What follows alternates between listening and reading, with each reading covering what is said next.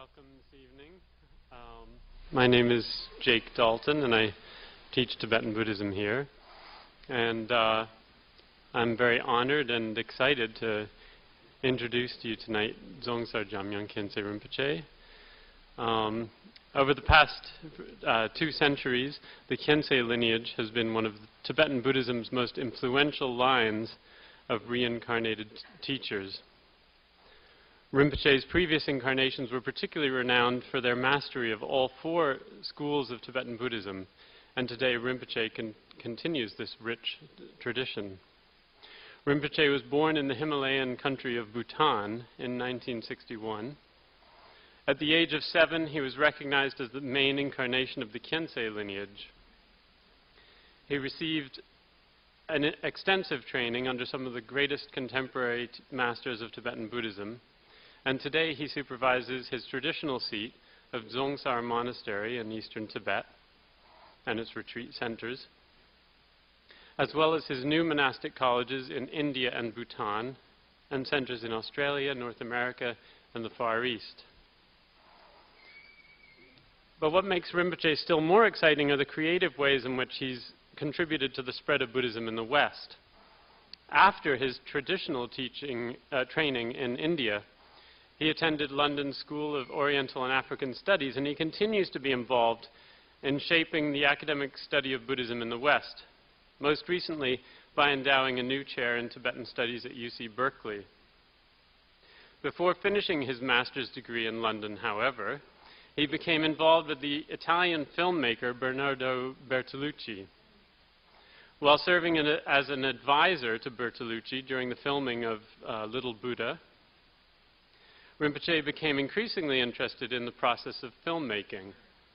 And eventually, under the pseudonym Khyentse Norbu, he gained renown as a filmmaker in his own right, directing 2 major movies, the award-winning The Cup from 1999 and Travelers and Magicians in 2003. So tonight we have the pleasure of hearing Rinpoche talk about these 2 sides of his life, his work as a Buddhist teacher and as a filmmaker.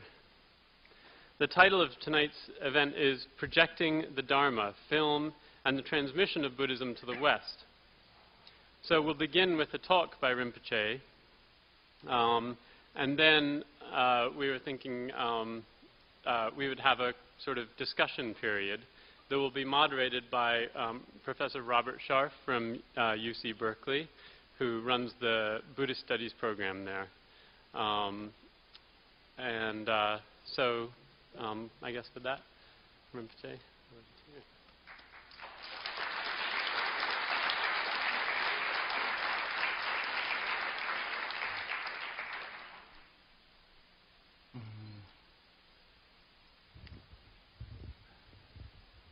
So such a big honor for me to be here. I understand that this is one of the greatest learning centers in the world. And one of the greatest Tibetan scholar, Sakya Pandita, said, one must learn even if you are certain that you will die tomorrow. So I come from a tradition that gives a lot of emphasis in learning. I also understand that this place, this particular town or university has produced many interesting people in the past.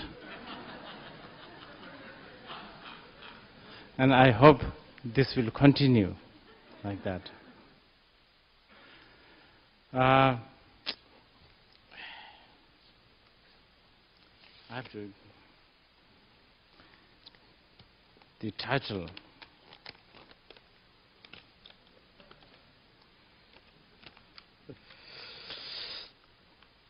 The Projecting the Dharma. Projecting the Dharma. Film and the Transmission of Buddhism to the West. Now this is, I think, quite broad, as you can see. Projecting the Dharma. Now there is something that we can discuss.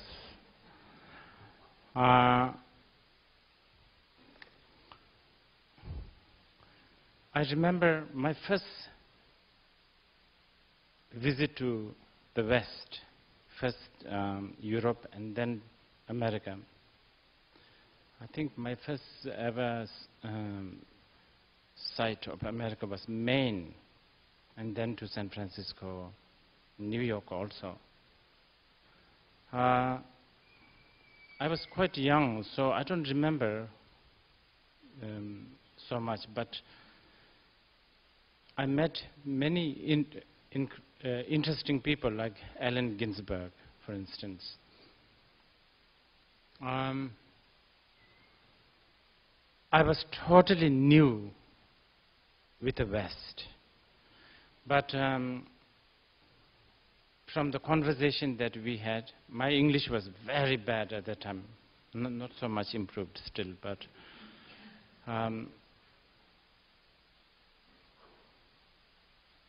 from the way from the conversation we had, the projection of the Dharma at that time was so much to do with hippie, LSD, Woodstock. I don't know what those are at that time. Poetry, hallucinogenic, and stuff like that. And also, this Carlos Castaneda, all of that. So that was the projection at that time. And then I came to America again, and during that time the projection was slightly changed. Especially when I walk around in my robes. Maybe it was a particular town or a place, but that time Tibetan Buddhism, Rajneesh, Tantric sex, all of those. So different kinds of projection seems to be happening. And then, of course, again, I came many times, and I must say I'm quite happy and I'm actually quite proud that over the time the analytical and critical sort of intellectual approach to Buddhism seems to be paying off. So then I begin to sort of have some sort of a serious dialogue with a lot of people, and like debate, argument, middle way, I don't know, existentialism, Buddhism. So that's the projection that I've seen. Now, this is still growing, but somehow the world seems to be moving quite fast. So I was talking to Professor Shaft just today. Suddenly, I think the projection about Buddhism in the West seems to do with peace, path to the happiness, and stuff like that. That seems to be the projection. I don't know whether I should be happy about it, because certainly when you are labeled as a believer of a system that makes you happy and that makes you peaceful, you should think that you have been given a credit or some kind of a good thing, compliment. But because I know a little bit about Buddhist philosophy, when I think about the richness and the depth and the profoundness of Buddhism, and it's sort of coming from the argumentative Indian thinking, if Buddhism is narrowed down to just a path to happiness, maybe then this may become a kind of unfortunate obstacle for West to understand more of its richness and profound messages or whatever. Of course, I don't want to be too critical. You know, in Mahayana Buddhism, we believe in skillful means, act of compassion. Out of skillful means, you can use the words such as, journey to happiness, path to the happiness, solution to the happiness. And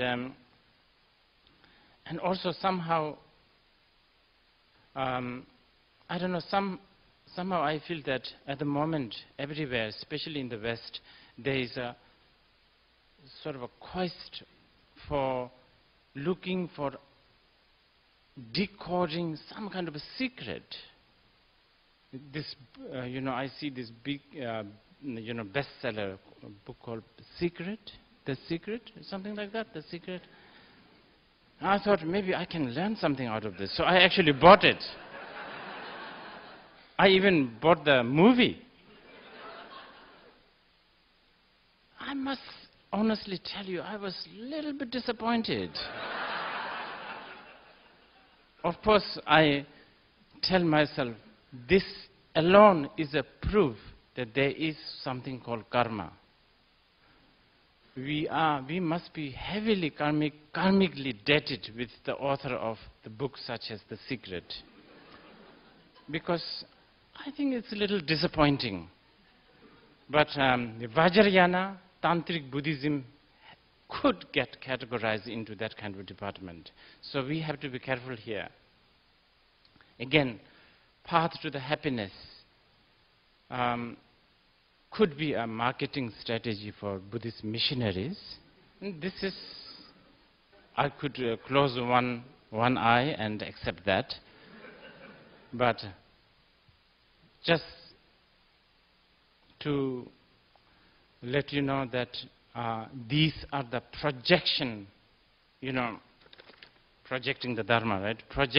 This is some of the projections that I have been going through. I have noticed, I have observed. As Jack was mentioning, I went to university in England. By the way, I never finished my master's because I got carried away by a film. So, dropout I was.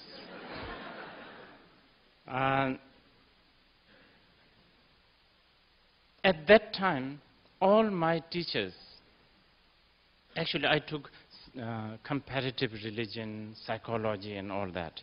So I actually went to Buddhist class also. So most of my Buddhist teachers, they were definitely, they were not supposed to be a practicing Buddhist.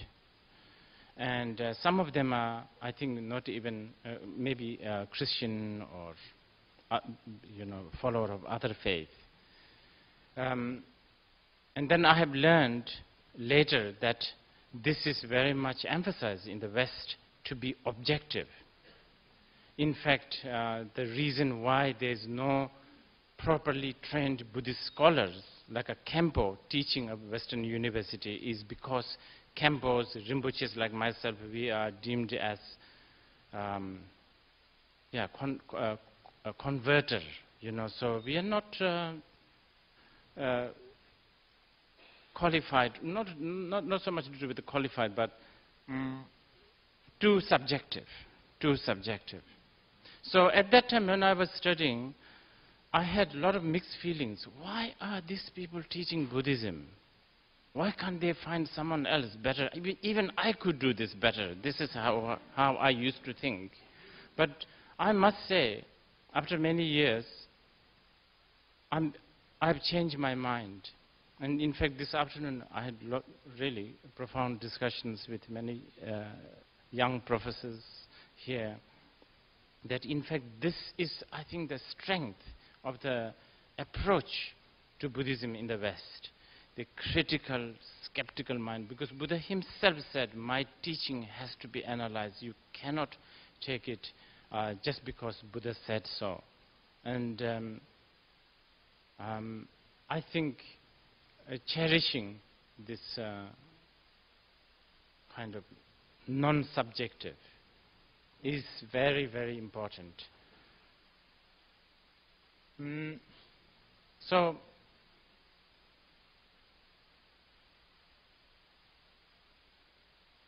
of course, if you are asking me, I was born in a Buddhist family, in fact a very hardline Buddhist. I was born in a Buddhist country. Everywhere you go, there is something to do with the Buddhism. You cannot escape from Buddhism, basically. You have no other choice, almost. So my projection towards Buddhism is really different. You can say maybe very biased. After many, well, you know, having said that, I try to be sober, I try to be critical, and I have actually tried to look at Buddhism. If not Buddhism, what would I do? Which spiritual path should I choose? I have tried to read even some of the Western philosophers, and from the way I pick up, again you can say I'm already influenced by Buddhist philosophy, so maybe I'm not the perfect seeker in this regard, but I tend to end up liking people like Nietzsche, right? I was reading Das Spek Zarathustra. I tend to like Nietzsche, and I've recently have this idea, probably the greatest contribution from the West to this world is not technology, not science, but it's anarchism. Because, not the political anarchism, by the way. I was just corrected by Professor Shaft here. Sort of anti kind of system thinking. And so, anyway, I'm just trying to portray my way of thinking about the Dharma. See, this is quite an interesting title, Projecting the Dharma. I don't know how to define this, because the Dharma in Sanskrit, as many of you know, also could mean the truth, among many other things. So, it's, what do you call it, oxymoron? Projecting the Dharma, projecting the truth. You are almost not allowed to project, but yet we have to. We have no choice. That's the only language we know, to project. Now, how you project, especially those who are not brainwashed by Buddhist practice, those who are here with a clear, normal mind, how you project Buddhism, I don't know. Maybe we can discuss this later. Now, I think I'm expected to talk a little bit about the film and the transmission of Buddhism to the West. And this, I feel a little bit embarrassed because just because I made 2 films, and they, I must confess, they both kind of, they had it's their success, but it was sort of an accidental success, and there was a little bit of a novelty side of this. You know, Tibetans are kind of endangered species, so whatever they do, even, you know, something drastically wrong, people will sort of have sympathy. So I must say I've been lucky with a film, but there are a few things that maybe I can share with you. Many people ask me, why do you make film? As if, you know, I'm doing something, what do you call it, blasphemy, sacrilegious. I think this is quite interesting to me, actually, always. Especially in the West, many people ask me, quite shocking sometimes that they ask. Because I think in the West, this is another thing that I project. Sometimes West, and especially America, is even more morally oriented than the East. I think the value of morality is so strong here. So I guess Buddhism, the Dalai Lama, pure moral, pure, something like that. I think they categorize that. And film, limousine, sex, drugs, violence. So I guess they stereotype both angles. And I think this is why many people ask, why you, as a Buddhist, and for that matter, a teacher, a practitioner, making film? Well, first of all, I must say, I don't see filmmaking as something sacrilegious. I mean, and actually, there are a lot of other kind of not so wholesome things that I do, much worse than filmmaking, I think. But I don't see any conflict. To us, Buddhism is like a science. It's a study of life. It's a study of one's individual, self and how we look at the world. So since we study, we approach Buddhism as a science, and film is like a utensil. It's a tool. It's a it's a medium.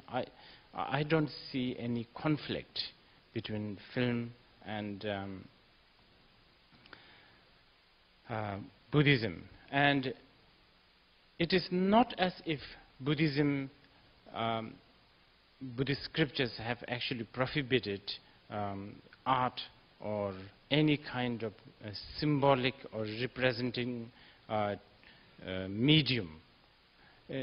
As you have seen, there's actually a strong culture and tradition of Buddhist painting, art, and film can be just one of these new modern technology that we can use, and it's a timely, it's the right time, it is a very powerful medium. Now, I want to clarify something here. I think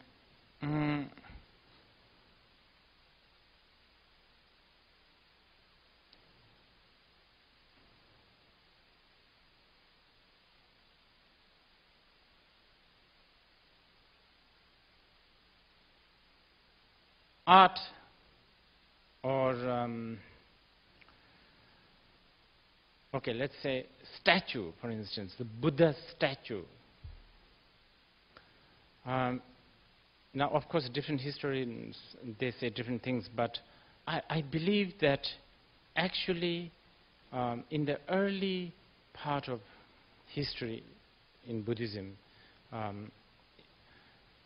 the actual figure of the Buddha was not really encouraged. Now, there's many different versions of stories. There's a story about how when Buddha went to the Tushita realm, his patron, King Udayana, or Udaya, I think, he was missing Buddha so much that he actually came up with the idea of a painting of the Buddha, and that may be the first ever picture or the representation of the Buddha's figure. Then there's a story about how Buddha actually himself painted a self-portrait, so to speak, and sent to Sri Lanka. But anyway, I think clearly we can understand in the early part of Buddhism, medium, especially to represent the body of the Buddha, was not very much encouraged. For instance, we see even in the, like ancient monuments like Sanchi, instead of the Buddha figure, we see like an empty throne, representing empty throne with a body tree behind, representing the Buddha's enlightenment, long bed with a body tree or sal tree behind, representing the Buddha's parinirvana, empty tree with a deer and the will, representing the turning the wheel of the Dharma. I think the reason why Buddhists did not encourage the Buddha figure is got nothing to do with Buddha is so holy and divine that human beings should not or dare not come their own sort of limited idea of the Buddha's figure. I don't think it is because of that. Because ultimately, especially in the Mahayana Buddhism, like if you read Diamond Sutra, I think popularly known as the Diamond Sutra, Vajrayana Sutra, Buddha clearly stated how the form of the Buddha is non-existent. And not only the form, even the teaching, he even asked his disciple, has the Buddha taught?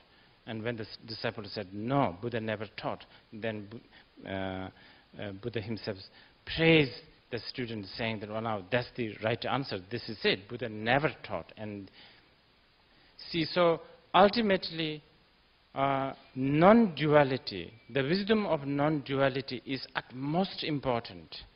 And to express that non-duality cannot be expressed, cannot be represented, cannot be symbolized, I think in the early part,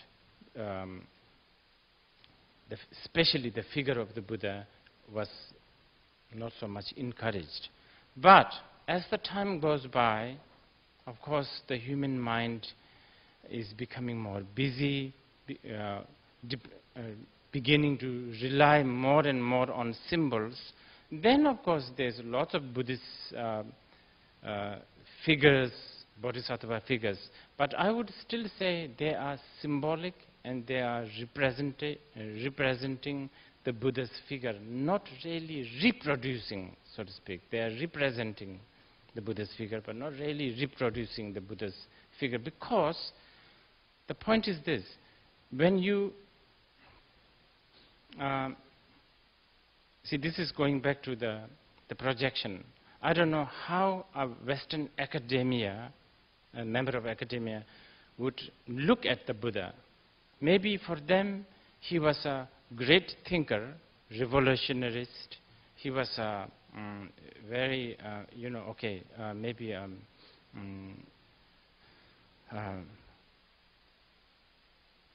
revolutionarist. But so he, around that time, in the Hindu-dominating society, he was really special. But his body it's like any other revolutionarist, like Che Guevara, Plato, Socrates. They don't have to look good. They can still wear their beret, they can chew cigar. So Buddha, for the ordinary people, Buddha's body does not have to look good. He was a great revolutionarist. He was a great founder of a great system, and that's it. But for a practicing Buddhist, not to say that they are trying to establish Buddha as someone who is divine, but even the Buddha's body has to represent some kind of a non-duality.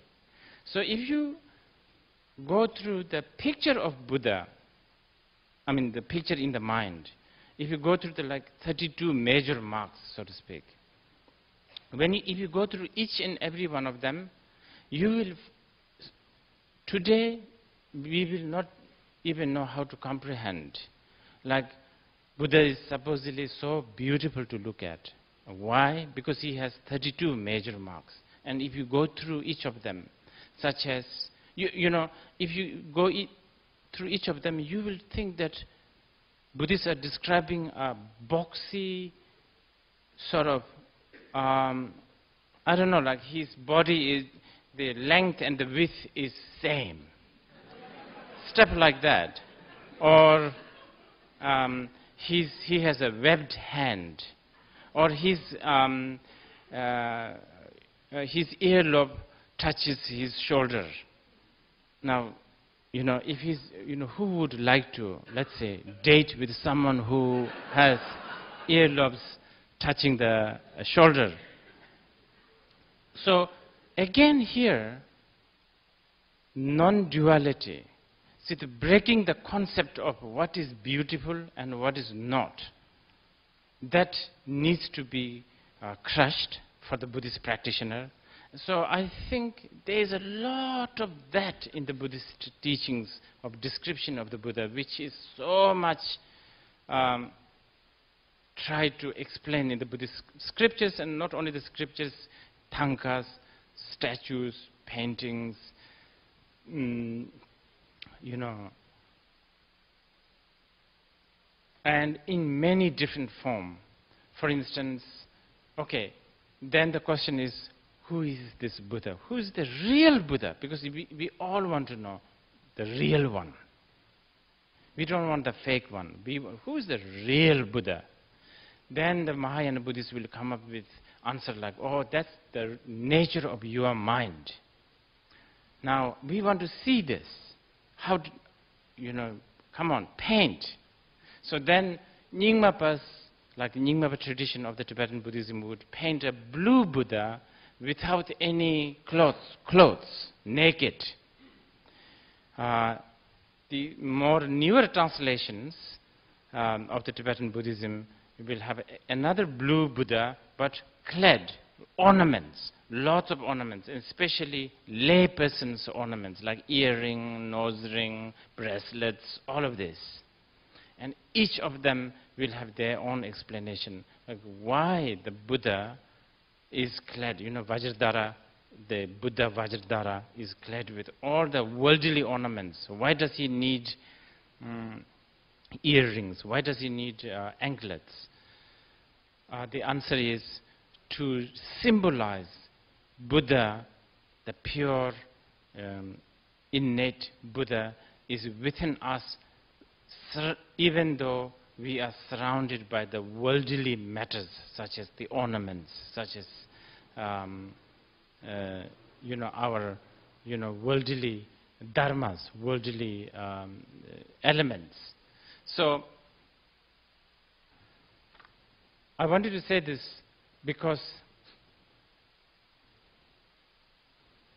I think you are expecting me, maybe because I made these two films, some of you may be thinking, here this Tibetan Lama might introduce nature of our mind, the Buddha nature, through film.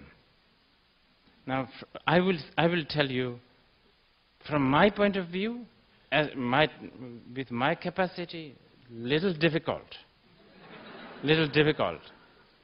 But I have quite a good excuse for this, because it takes two, you know, it takes two to appreciate all this symbolism. I'm sure the Japanese are appreciating the Buddha, Japanese and Chinese are appreciating the Buddha, who is slightly plump. You know, Japanese Buddhas are quite fat, isn't it? Indians are, on the other hand, Indians appreciate more tall, well-built, muscly Buddha. So it takes, I guess it is all to do with the culture. Again, the culture is playing very important role here. I'm not saying that the film can't do it, but if you are asking me, it will be difficult, but it's possible depending on what kind of audience we are showing. I can tell you, for instance, the Andrei Tarkovsky's film called Stalker. I don't know if any of you have seen this. To me, this was the probably even more clearer representation of the concept of Mahasiddha. Because we have been told by so many of our teachers, there's something called Mahasiddha, meaning accomplished one. Those who have renounced the worldly thinking, those who have gone beyond rationalism. Okay, this is another thing. The essence of Buddhism is to break the rationalism, to really go beyond logic. So then we have a fear, well, if we go beyond the logic, then what do we do? How can we fit into the world? How do we talk to the others? Our lamas, our masters, they describe Mahasiddha, the concept of Mahasiddha, accomplished one. And I always said, I just cannot imagine Mahasiddha. Always, every time I think about Mahasiddha, I think in terms of all those Telopas, Naropas, great Indian masters of the past, who I, from very young time myself, saw in the Tankas, pictures, very beautifully painted, slender looking. But now I realize if any of these Mahasiddha, this accomplished master, walked into my house, I will not welcome them because they look filthy, they eat raw fish, they misbehave, they don't abide with my rule. So Andrei Tarkovsky's film, The Stalker, really suddenly opened my eyes and said, wow, Mahasiddha, the stalker, to me was like a Mahasiddha, the accomplished one. And he was having hard time convincing the rational, logical world. I don't know whether you have seen this film. If you have time and if you have nothing much to do, I would suggest, it's a little slow, but you have to be quite patient with this film. So it is possible, I think, to represent Buddha Dharma by the medium such as film. Not only in Buddhism we try to represent main teachings of the Buddha through like figures such as Buddha and Bodhisattva paintings, but we also use different other symbols, especially in the Vajrayana. For instance, the symbol of triangle, the triangle shape. This is a very important medium, again, in the Tantric Buddhism. A triangle, it's just a triangle, a simple triangle. Sometimes there will be double triangle, which is called Dharmakara. But the basic triangle is a very important symbol in the Vajrayana. This is a very important medium, okay, if you like. And if you ask,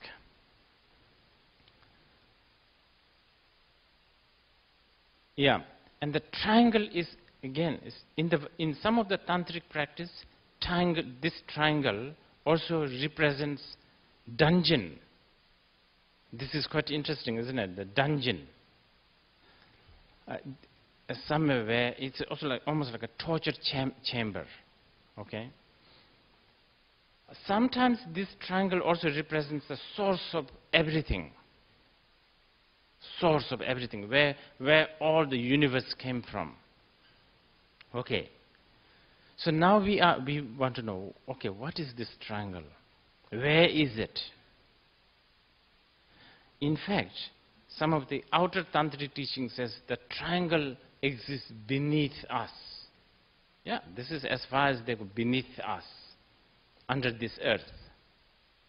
Now, this is the outer teaching. But then if you really want to know what is triangle, the triangle is actually representation of what they call 3 doors. The one triangle, it doesn't matter which order, one triangle represents that everything is emptiness. The ground is emptiness. Everything is extremeless. The second point of the triangle represents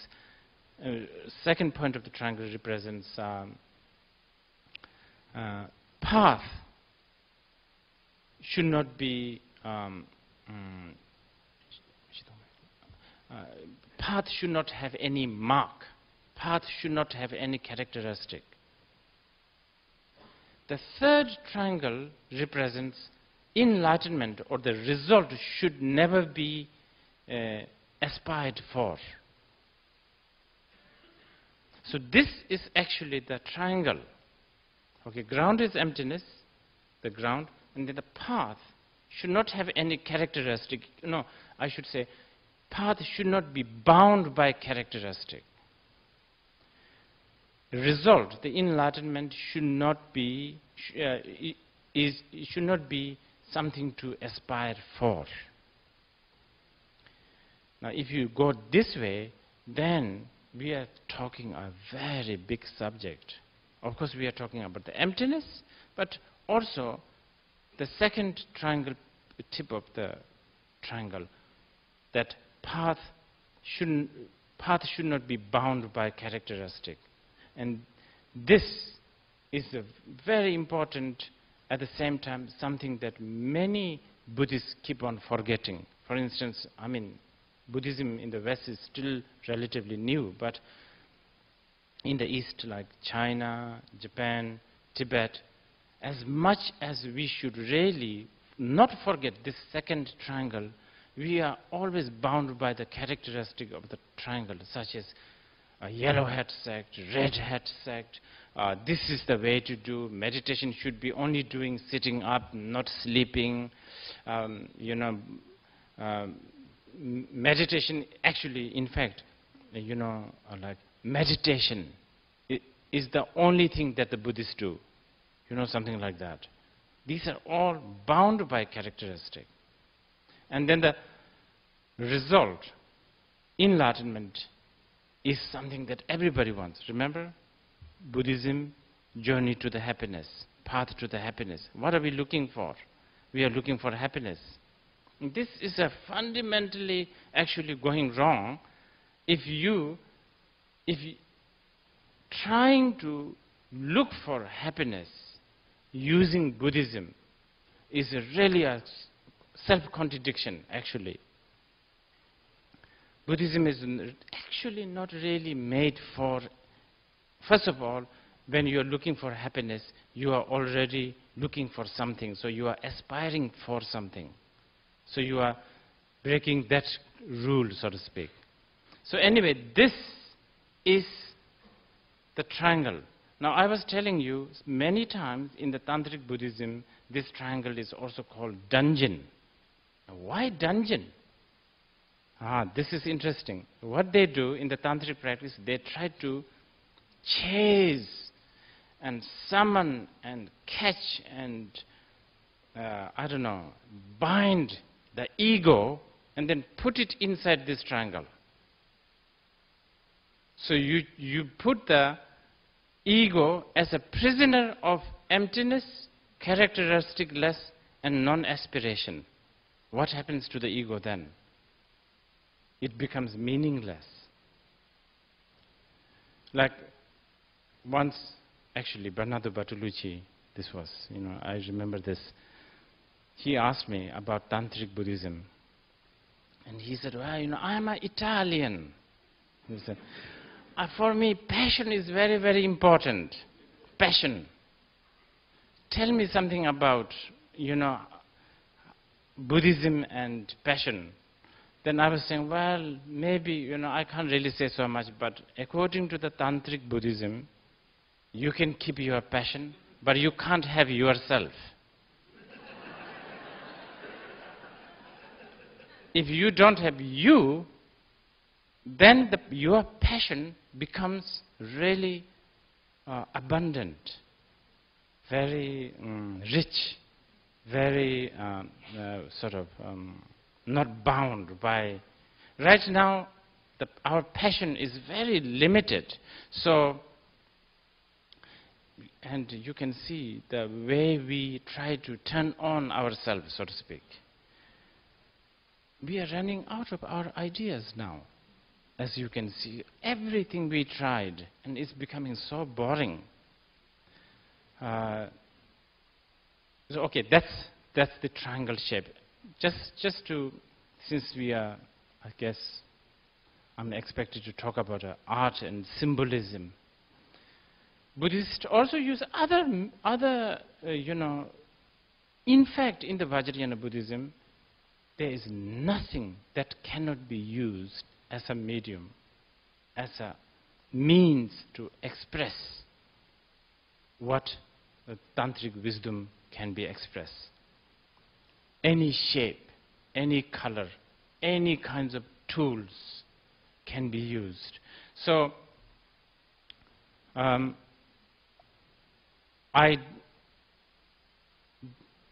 find no conflict. In fact, I would say if someone who has a skill can do it, yes, any of this film, probably film is already a very old medium. Now there's many other things like video games. Maybe any of these can be used as a medium to tools to bring us closer to the truth, take us away from the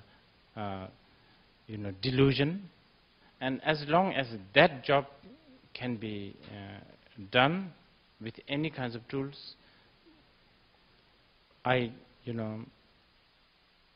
don't see any reason why this cannot be used as a means to transmit the Buddha Dharma, not only in the West, also everywhere, in the East, the whole world.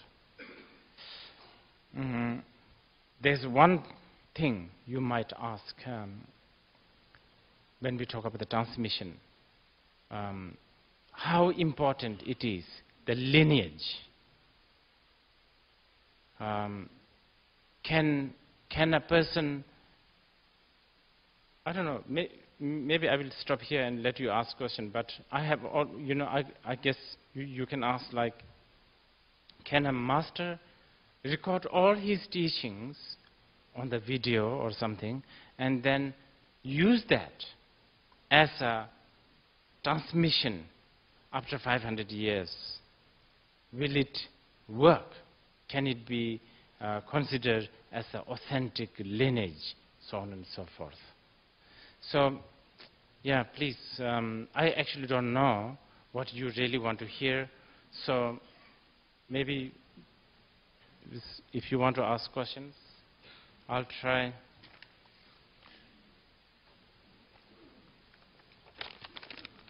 Can I just start with a couple questions which are very film related? You've said a number of times that you're interested in making a film of the Buddha's life. Do you see any problems in doing that? And who would you get to play the Buddha? Oh, I see a lot of problems in it. Of course, there's all sorts of logistic and practical problems, but also more than 50% of Buddhists are not going to be happy with me. This is for sure. Because they love their Buddha, and they have an idea about Buddha. Each and every one of us have. Right now, Buddha, the most tangible Buddha that we have is this statues made in Nepal or Afghanistan that does not really speak, that does not really blink eyes, is sitting kind of very serene and peacefully on our shrine. And suddenly on the screen, when this moves, I think people are not going to be happy. More than 50%. And who plays the Buddha? Who plays the Buddha? Actually, someone with blue eyes. Do you know that? I think Buddha had blue eyes, if you want to know that. Okay, questions from the audience? Yes.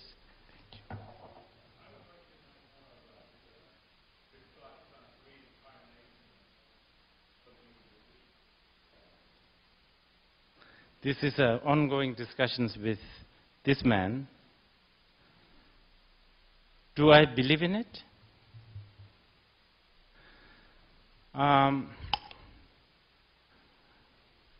believe in it, but I also have a lot of respect to the logic of people who do not believe in it. I believe in it because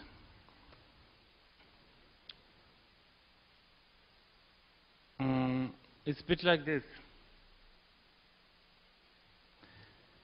I think my mind is trained to think that reincarnation does not have to be something that is very, very future.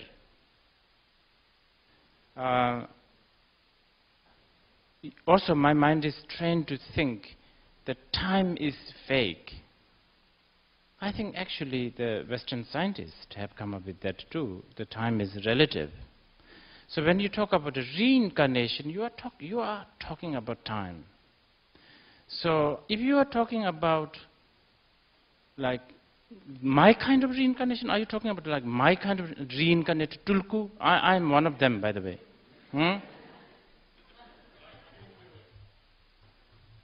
What? Like in Hinduism. I think Hindu and Buddhist reincarnation, the philosophy of reincarnation is similar, I believe. But I was talking about like my kind of Tibetan reincarnated tulku. Now that I have many problems with this. I really believe for the first time maybe the karmic system has made a mistake by, you know, Jack was introducing the great Jamyang Chense Wangpo Chense Choku Lorde, and I'm supposedly the reincarnation of this. That's one. But then I can also, that kind of reincarnation, in many different parts I have problem. But I do believe the continuity. For instance, okay, let me put it this way. I believe reincarnation as much as I believe that tomorrow's me is a continuation of today's me. You understand what I'm saying? Tomorrow's me is a continuation of today's me. Just continuation. And the continuation is a very vague, relative word for me. Because I cannot really say tomorrow's me and today's me is same. Because if I say that, then I will not need to eat tomorrow because I just had a dinner. In that connection, in most Buddhist traditions there are three jewels, the Buddha, the Dharma, and the Sangha, the community of monks. In Tibetan Buddhism, they've added a fourth, the Guru or the teacher, and I wonder what you think about that, particularly in terms of its transmission to the West. This is a very important question, yes. Guru, the word Guru it's stained now. It has been stained, unfortunately.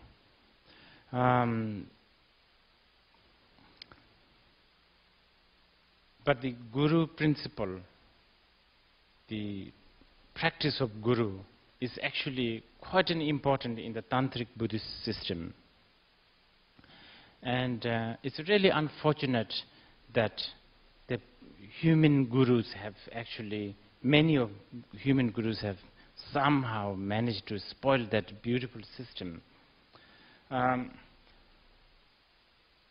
Actually,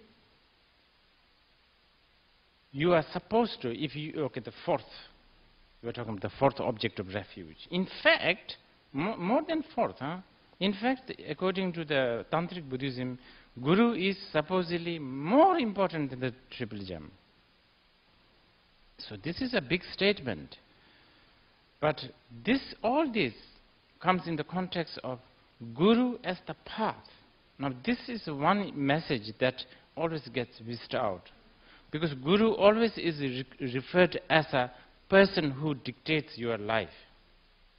But Guru must be really, essentially Guru must be taken as the path.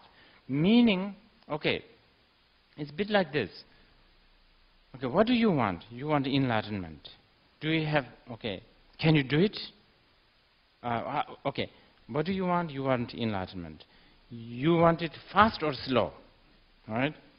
That's the question. Fast. Do you want painless or, stuff like that. So, painless is a little difficulty, actually. Fast, I think, fast.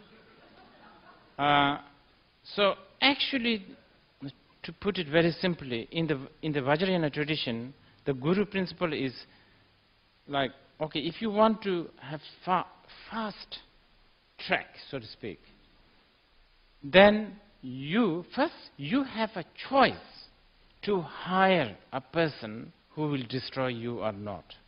Basically, that's it. So you actually, order is you first take refuge to 3 gems, right? Triple gems. So you have accepted the Buddha path, path of the Buddha. Now you want the speed. You want to do it very soon because you don't have much time. Now, there's a solution which is the Vajrayana, and within the in Tantric Buddhism, you are allowed, there's a solution, and the solution is you hire or you get a person who will, basically you are asking him to destroy your ego, your emotion and all of that. So that way the Guru becomes the path. And I think that's quite important for the Western Tantric, aspiring Tantric Buddhists to understand. Otherwise, this Guru as a figure is very dangerous, very, very dangerous.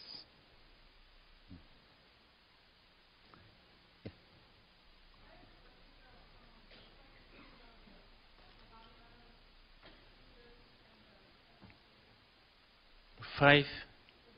The Bamiyan in Afghanistan, the 2 large Buddhas that were destroyed. Do you think that, meaning is it a worthwhile project to try to rebuild those the Buddhas in Bamiyan? There are efforts to rebuild them. It will. I assume part of this mess is that it's going to cost a lot of money, take a lot of time. Is this?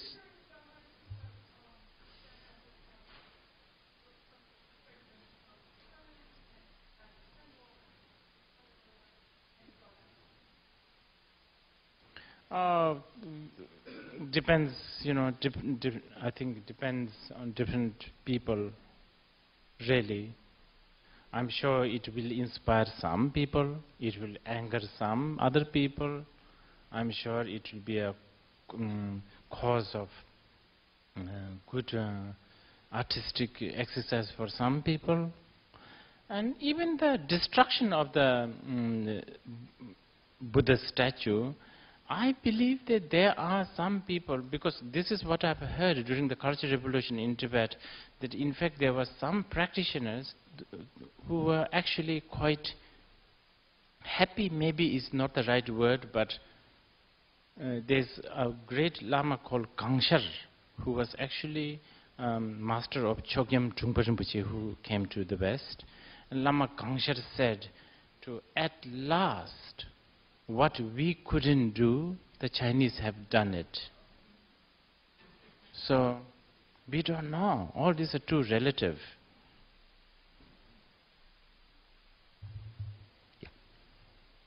Yes, at the back.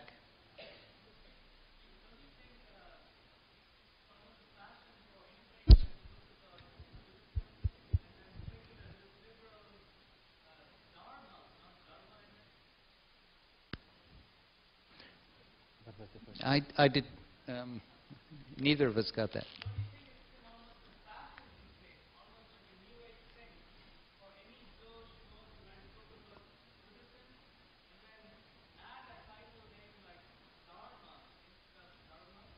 Mm-hmm.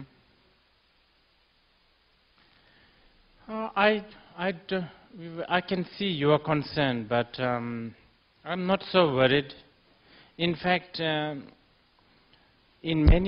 a strange way, I also have so much appreciation towards,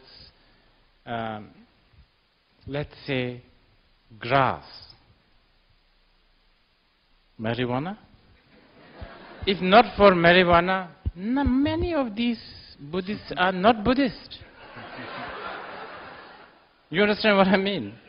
So this book that you are talking about, a few Buddhism here and there, they may have served some purpose. And on the top of that, I don't know whether you are a student here. This is what we have discussed this afternoon. It is the institute like this where you study Buddhism academically, objectively. It's your job to, I think you will have the responsibility to say, hey, this is going a bit too far. To be, critically thinking.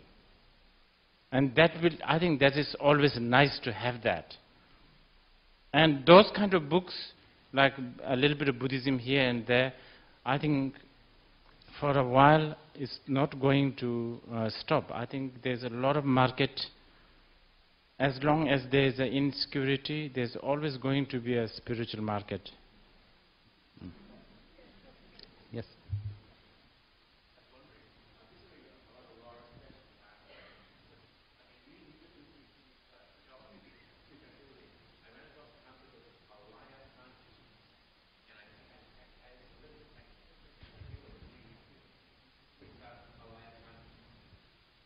Alaya consciousness. Alaya Vajrayana.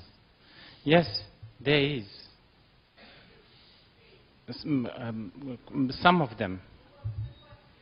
I think the question is just what is the storehouse consciousness or the Alaya Vajrayana? So your question is, what is it?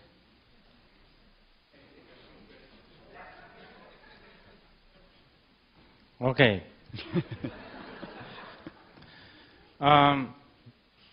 Okay. Different schools of Buddhism talks about different things. Okay. I will quote, I think it's Lankavatara Sutra. You see, when Buddha was asked this question, you know how Buddha teach? When Buddha taught, many of his teachings are seemingly contradictory. For instance, in big chunks, like the first sermon, the second sermon, and the third sermon, they all seemingly contradictory. And contradiction was never really looked down as something bad. In fact, many times, the language of contradiction is necessary to express certain things. Like in this case, for instance. And I mean, forget about different timing of Buddha's teaching, but even one phrase, I think it's Lankavatara Sutra, Buddha said, Semla, sem machidi, sem jirangjini, salvao. In one go, in one line, there's already two contradictions. He said, mind. There is no mind. Mind is luminous. So the first line, he was referring almost, like he's indicating there is something called mind. In the second line, the immediate after that, he's negating the mind. And in the third line, he wasn't really negating, but he was not also asserting. He was describing a luminosity. Now, if you are asking me luminosity, do you have time?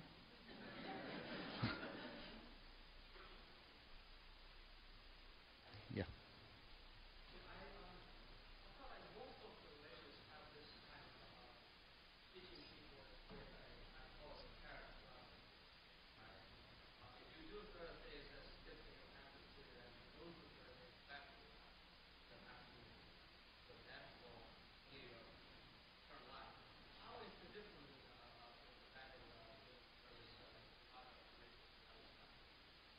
if you do good, you will experience good. If you do bad.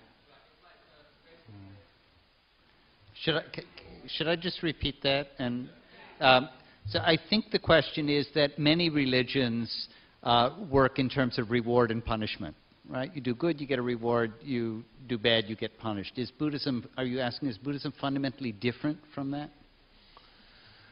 I think maybe the definition of good and bad may be different with all these different religions. And that's okay, you know. I think, you know, this is one thing I want to tell you. This is a little bit beside the point. Everywhere I go, because as a religious person, they all try to sort of tell me, oh, you know, all religions are same in the end or in one essence. Everybody, I don't know, everybody is sort of trying to unite the religion, you know, like United Nations kind of. I think that's not necessary. I think all religions should be separate. You know, chili is chili, salt is salt, sugar is sugar, you understand? People need different things. I think there's no point of trying to put it together, that they are all same, you know, they're all good. But anyway, to get back to your question, definition of good and bad may be different, again, because of this. In Buddhism, definition of bad and good can be different from other religion. I don't know about other religions so much. But let me quote you a great scholar, Indian scholar, Chandrakirti. He said, it's a very important statement he made. He said, those who are foolish will do bad things and go to hell. Okay? First. Second, he said, those who are foolish will do good and go to heaven. And then the third, he said, those who are wise will go beyond good and bad and go to nirvana. So I guess that maybe is Buddhist aim. Yes.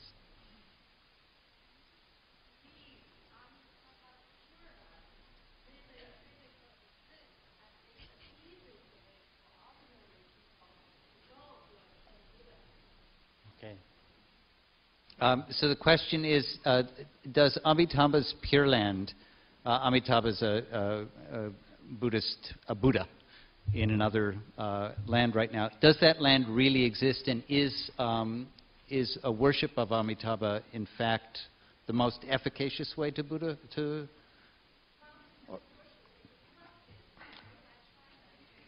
Yeah, is Pure Land Buddhism then the fastest way to, easiest way?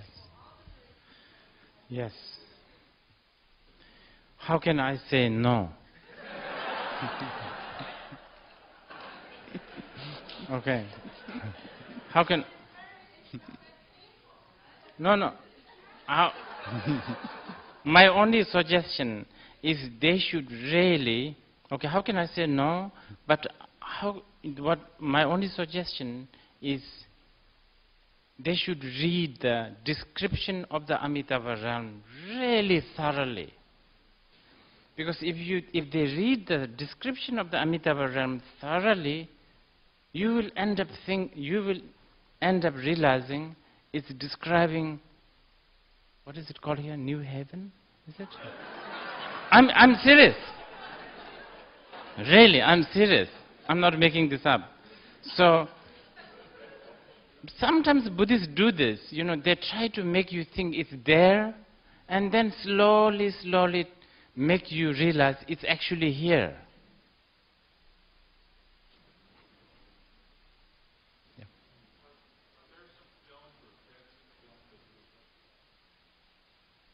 Yeah, the question is, are there films or trends in films that Rinpoche particularly likes? Trends, new directions in films. I see. Oh, new direction. No, actually, I don't like those new direction films so much. Because they make me depressed. Because the thing is, they make me feel, wow, I wish I could have done that. You understand? So I try not to go. Pardon? Could I spin off that question? But you have said, I've heard in print, you say Tarkovsky and Sajid Ray and Right. and Oza. Well, these are all, they're not the current generation so much No. that you really seem to take interest in. Do you have any comments on that? Maybe I'm too traditionalist about these things. I must say, some of the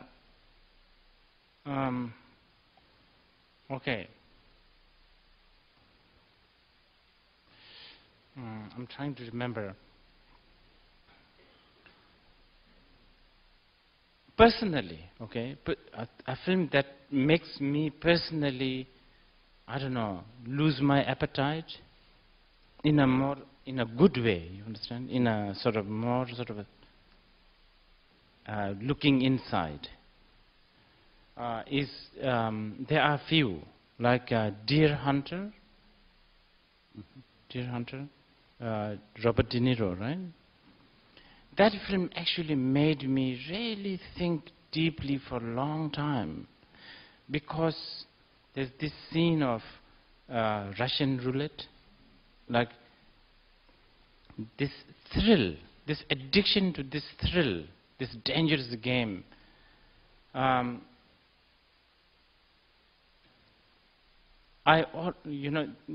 Actually, that film really made me think a lot and really lost my appetite for about a week, because I just keep on thinking how I myself have a complete potential to have that addiction to this thrill. And this was a little scary.